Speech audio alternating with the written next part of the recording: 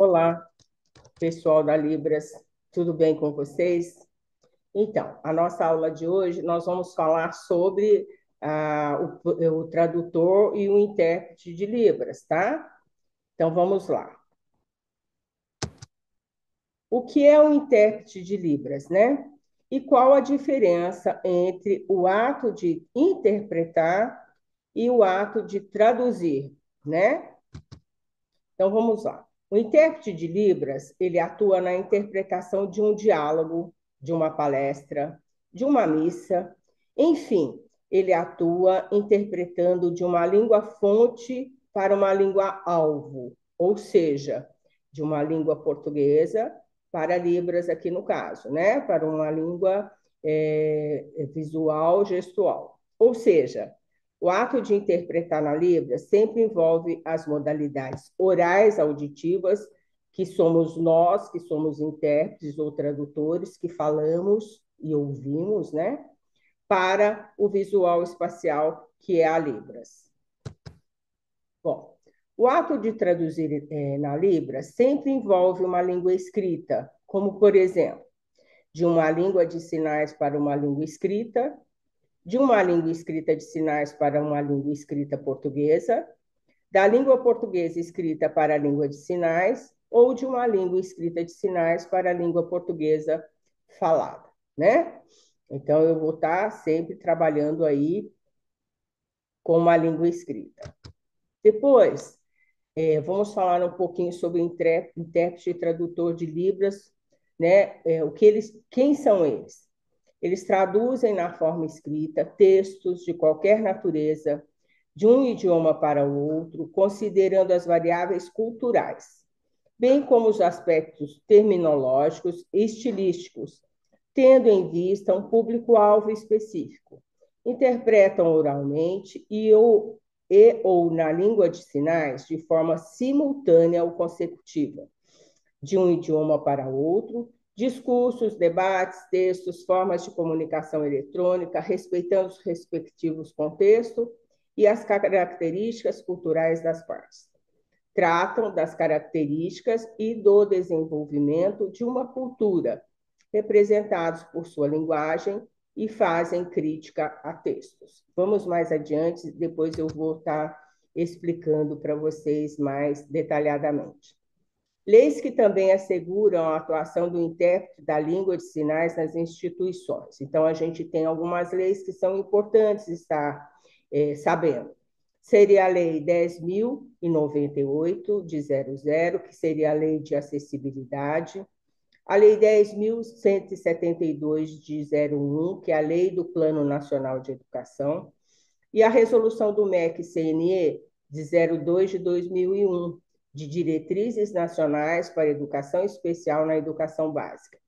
E a portaria 3.284 de 2003, que substituiu a portaria 1.679 de 99, que é acessibilidade à educação superior. E aí, pessoal, nós temos um código de ética, né? Vamos ver qual seria ele.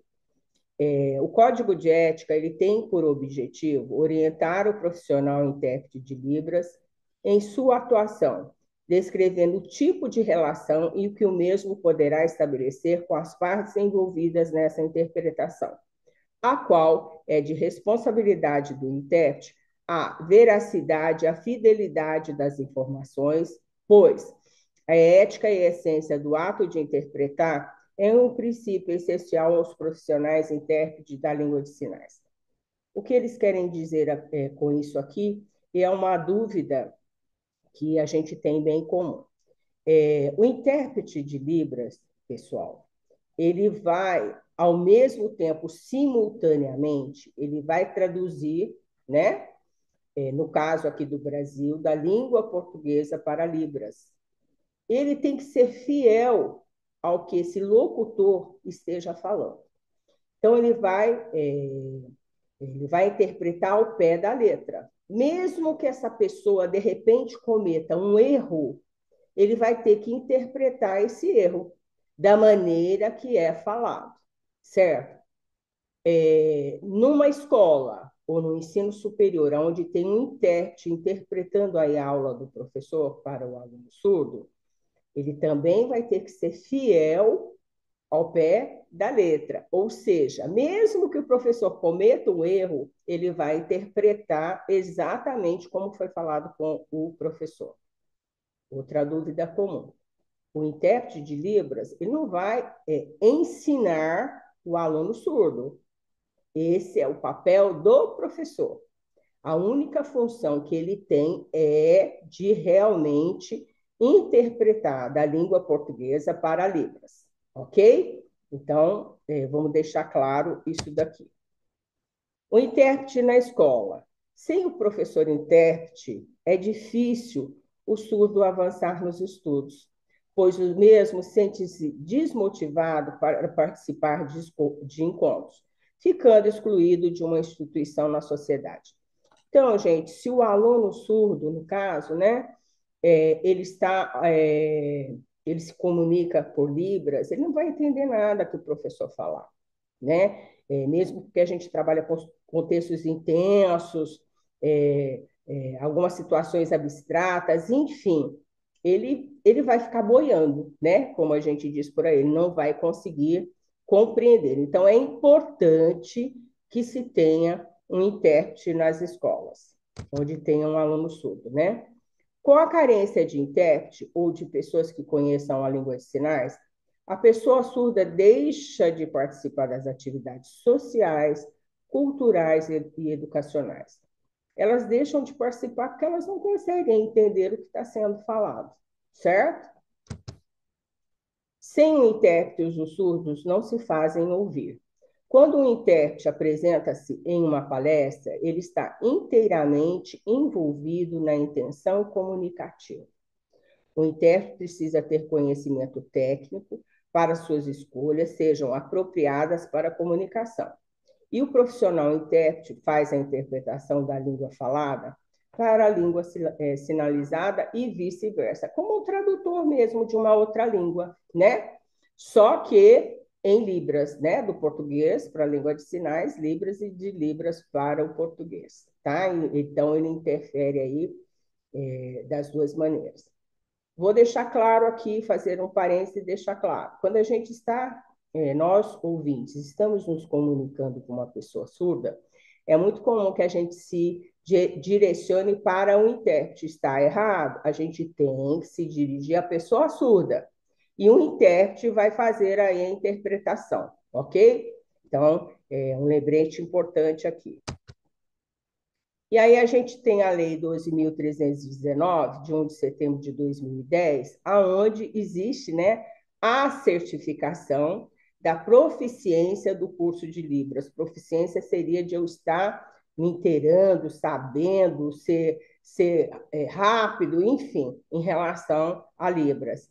E o intérprete profissional em formação e o tradutor, né? Então, existe essa lei aí que ela vai na verdade, está habilitando aí tanto o intérprete como o tradutor de Libras. A Lei número 10.436, de 24 de abril de 2002, ela reconhece a língua de sinais como um meio legal de expressão e comunicação. Nós já vimos isso anteriormente, né? E a gente viu que a Libras é a primeira língua oficial do surdo e é a segunda língua do Brasil, oficial do Brasil. Então, todos nós deveríamos aprender a nos comunicar fluentemente em Libras, tá? Já a profissão de tradutor e intérprete da língua brasileira de sinais, a Libras, ela foi reconhecida dia 1 de setembro de 2010 pela lei número 12.319. Então, gente, o reconhecimento e a oficialização dessa profissão, ok? De intérprete e tradutor, foi aí em setembro de 2010, tá? O surdo, ele precisa ser incluído socialmente, né? Mas para que isso ocorra, ele tenha que ser bilíngue. Nós já estudamos na aula anterior, né? O que dentro das metodologias linguísticas, nós aprendemos lá o oralismo, a comunicação e o bilíngue. E a gente viu que a principal característica do bilíngue é que ele aprende a Libras, né? É alfabetizado na língua de sinais e depois na língua portuguesa. Na língua portuguesa, principalmente na comunicação escrita, tá? Bom, os surdos confiam plenamente no intérprete, pois esse é o que faz valer o seu direito à cidadania, a ser visto, percebido e ouvidos. Ouvidos não pelas palavras ditas, mas pelos sinais que as mãos produzem, né? Então, o surdo ele confia plenamente no que vai ser transmitido aí para ele. E a importância de se ter um profissional tradutor e intérprete no mercado, ela é enorme, né? E ela está sendo muito valorizada, inclusive. E aí a gente tem a lei número 12.309, de 1º de setembro de 2010, como eu disse para vocês, repetindo, ela regulamenta a profissão de tradutor e de intérprete da língua de sinais. Ser um intérprete está exercendo um papel valoroso e de muita importância na vida dos surdos, que necessitam ser compreendidos e compreender o que se fala à sua volta pelas pessoas que não dominam Libras. Então, ele vai estar intermediando aí, né, essa comunicação. E onde é necessária a presença desse profissional, gente? Em todas as organizações educacionais, políticas, sociais e assistencialistas, né? Se ocorre a falta desse profissional na escola, é muito grave, pois o mesmo se sente desestimulado a se desenvolver no ensino, aprendizagem e não consegue avançar para as séries seguintes, né? Se ele não consegue se comunicar, não consegue entender o que está sendo dito, com certeza ele vai travar e não vai conseguir se desenvolver. Então, além de ser obrigatório, é necessário nesse sentido, né? Itens que podem ser melhorados para que haja a presença desse profissional. Então, criação de programas que incentive a formação de novos intérpretes, né? Leis que assegurem que a sociedade assuma a responsabilidade de ter este profissional no mercado de trabalho, auxiliando a comunicação e a participação do surdo na sociedade. E se ocorre a falta desse profissional na escola, é mais grave, pois o mesmo se sente desestimulado a desenvolver o ensino, a aprendizagem e não consegue avançar na série seguinte. Eu estou repetindo aqui o slide que foi falado aí anteriormente, que é muito importante que isso ocorra, tá, pessoal? Depois, e aí, o que se precisa ter para que eu seja um instrutor, um intérprete ou um tradutor aí, né, de Libras? Então, pessoal, assim, só para vocês terem uma noção, então deve ser realizado em curso de pedagogia ou curso normal superior, em que Libras e a língua portuguesa escrita tenha constituído línguas de instrução, viabilizando a formação bilíngue. A formação de instrutor de Libras em nível médio deve ser realizado por, né? Então, primeiro caso, a pessoa tem que ter uma formação superior e depois ela se especializar, fazer cursos ou de pós-graduação ou cursos que tenham aí uma quantidade grande de horas para que ele tenha proficiência, ele tenha rapidez na comunicação da Libras. Agora, existe também, né, uma formação de instrutor, que é aquela pessoa que não tem um nível superior, né? Mas aí ela não pode atuar em faculdades, em escolas de nível superior, mas ela pode estar atuando em diversos lugares, né? Então, ela pode ter um nível médio, né? E ser realizado por cursos de educação profissional, cursos de formação continuada, promovidos por instituições de ensino superior, cursos de formação continuadas promovidos por instituições credenciadas por secretarias de educação, e a formação de instrutor de Libras pode ser realizada também por organizações da sociedade civil representativa da comunidade surda, desde que o certificado seja convalidado por pelo menos uma das instituições. Então, assim, é uma coisa que não é muito fácil de se ter, né? A pessoa passa por várias bancadas de aprovação, a pessoa que que tenha que ter a certificação, né, de intérprete de Libras. Normalmente, na Secretaria aqui de Minas Gerais, ela passa por 3 momentos.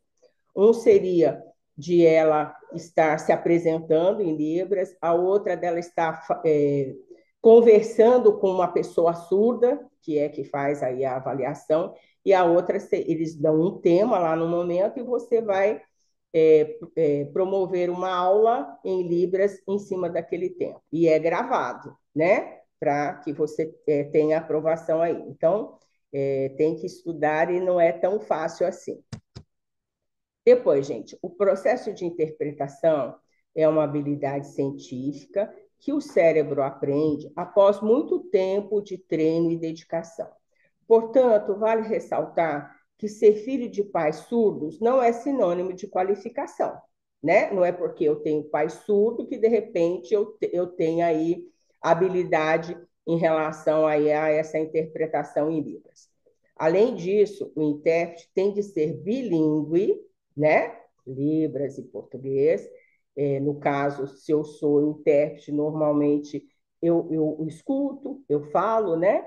Mas eu tenho que ter a Libras e uma Libras aprofundada, inclusive, não básica, né? E procurar participar de seminários, saber trabalhar em equipe, ter equilíbrio durante a interpretação e ser capaz de admitir suas limitações quando não se sentir capaz. Então, gente, interpretar não é fácil, porque a gente já viu que o surdo ele se comunica diferente da nossa língua portuguesa, né? E aí, gente, para que deixe mais claro para vocês ainda, a diferença entre tradução e interpretação em Libras, prestem atenção, reside no tempo e no tipo de conteúdo. A tradução envolve a conversão de um texto escrito de uma língua para outra, enquanto a interpretação ela ocorre em tempo real. A pessoa está falando e eu estou interpretando durante uma conversa de apresentação ou uma apresentação. A tradução, gente, o tradutor, ele recebe um texto escrito com antecedência e tem tempo para analisar e preparar a tradução em Libras. A tradução em Libras pode envolver a conversação de textos em português ou em outro idioma para Libras ou vice-versa. Exemplos de tradução em Libras inclui tradução de livros, documentos, artigos e etc. Ok? Então, é bem diferente o tradutor, o trabalho do tradutor, o trabalho da interpretação.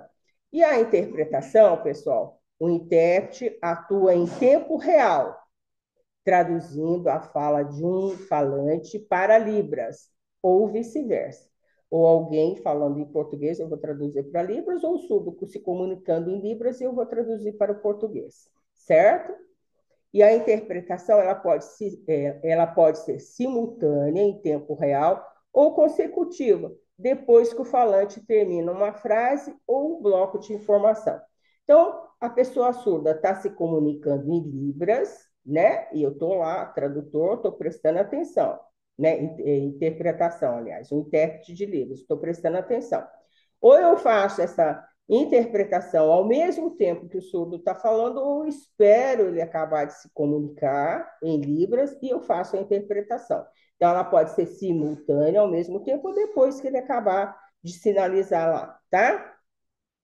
Exemplos de interpretação com Libras incluem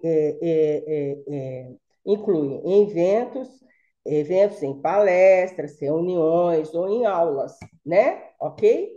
Então, basicamente, pessoal, seria essa a diferença entre tradutor e intérprete de Libras. Então, eu acho que vocês podem verificar que é obrigatório, inclusive em toda fala que existe política, né, em televisão, qualquer pronunciamento, a gente vê lá a legenda, a pessoa falando em português, né, mandando o recado lá em português e o intérprete abaixo, né, numa legendinha. É obrigatório, né, que tenha, ao mesmo tempo, existe inclusive também na televisão, se você quiser colocar, quando não tem um intérprete, é obrigatório que se tenha uma legenda em português, né? Então, eu não tenho um intérprete, no caso, mas eu tenho que ter uma legenda em português para que a pessoa surda consiga visualizar aí, no caso, o português escrito, tá certo? Bom, pessoal, vamos agora para a nossa segunda parte, da aula de hoje, onde a gente vai aprender, né, os sinais de alguns animais em libras, tá? Então tá lá, o sinal de animais em libras, animais em libras, né? Então vamos lá. Gente, então eu tenho aqui na primeira figura, tá? Gato. Então lembrando o bigode do gato, ok? Vaca ou boi, o chifre. Então eu faço esse sinal, ó, de chifre, tá bom? Ó, a mão fechada no desculpar, né? Em Y. Então vamos lá. O chifre. O sinal de porco, gente, eu fecho a minha mão, tá? E eu faço esse sinal aqui, ó, como se fosse o focinho do porco, ok? Burro, gente, ó, né? Ou então algumas pessoas fazem assim também, ok? Burro. Sinal de macaco, gente, coçando a cabeça e coçando aqui o meu peito, tá? Então, como se eu estivesse coçando os dois, porque o macaco vive se coçando, né? Gente, cobra, fecho a minha mão com esse dedo, eu faço esse sinal em círculo, ok? Elefante, gente, lembrando aí a tromba do elefante, então em Y também, só que eu faço esse sinal como se fosse a tromba do elefante, tá? O rinoceronte, gente, também é a mesma coisa, só que eu faço assim, é menor, né? Ok? Leão, gente, o leão, ele é esse sinal com as duas mãos, eu fecho e eu tenho que ter uma expressão facial de bravo. Uau, seria isso, ok? Urso, gente. Então, o urso seria a orelhinha do urso, tá? E aí, seria só isso mesmo, ok? E o urso panda seria a orelhinha e o olho aqui, que ele tem um olhinho escuro, tá bom? Gente, o búfalo é o chifre, tá? É o chifre do boi, só que faz isso, porque, além de tudo, o chifre dele é maior, né? Então, eu desço com esse chifre aí. Cavalo, gente, ó. Cavalo, tá? A onça, gente, é o mesmo sinal do leão, só que a onça ela é pintadinha. Então, eu faço esse sinal também, como se fossem as bolinhas no corpo dela, tá? O rato, né? E ele anda, o bigode, e ele anda. Cachorro, cachorro, né? Ó, cachorro. A girafa, gente, ó, ela tem o pescoço comprido, então eu faço esse sinal, ok? E o gorila, que é o macaco, né? É mais eu tá realmente coçando, e a cara brava do gorila é bem próximo do macaco. O macaco coça a cabeça, e ele só aqui, né? Tá bem? Bom, existem outros animais que eu coloquei aqui nos vídeos complementares, não deixem de assistir, tá? Que ela faz direitinho, tem a figura e tem inclusive o sinal bem detalhado. E aí, pessoal, só para a gente treinar, coloco para vocês aqui, inclusive, mais um vocabulário que foi falado aqui, de atividades de fixação de animais. E aí a gente tem mais aqui, tá? E aí depois aqui eu tenho o gabarito para vocês, tá bom? Da primeira atividade de fixação e da segunda atividade de fixação. Pessoal, a gente tem aqui um material de estudo, né? Então, eu tenho PDFs complementares que falam sobre o tradutor e o intérprete de Libras, ok? Então, tem aí um PDF que seria interessante vocês depois darem uma lida. E eu tenho um link também que fala sobre o tradutor e o intérprete de Libras, para complementar a aula de hoje. E eu tenho aqui 4 vídeos de animais, não deixem de assistir para vocês memorizarem os sinais, principalmente dos animais domésticos, né? E alguns selvagens, que são importantes aí, principalmente o pessoal do curso de medicina veterinária. Pessoal, por hoje é só. Beijo a todos. Não se esqueçam que tem um trabalho já a ser feito, tá bom? Um abraço e beijos.